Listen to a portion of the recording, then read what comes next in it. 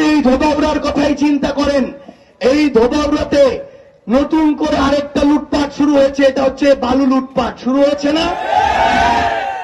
আমরা বিএনপিকে দেখলাম তারা একটা মেগা প্রজেক্ট শুরু করেছে, সেটা হচ্ছে খাল খনন মেগা প্রজেক্ট।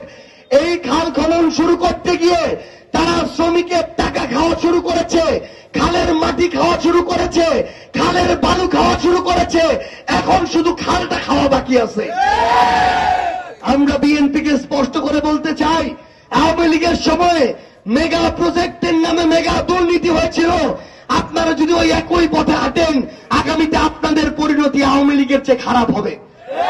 কারণটা হচ্ছে এই যে প্রজন্ম, এই প্রজন্ম এই অভ্যুত্থানের পরে এমন অনেক কিছু করে নাই, কারণ তারা সিদ্ধান্ত ঠিক মতো নিতে পারে নাই কোন সময়ে কোনটা করা দরকার ছিল।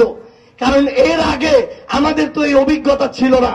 কিন্তু মনে রাখবেন, আপনাদের বিরুদ্ধে যদি প্রজন্ম নামে, তাহলে আপনারা কেউ গদিতে বসে থাকতে পারবেন না।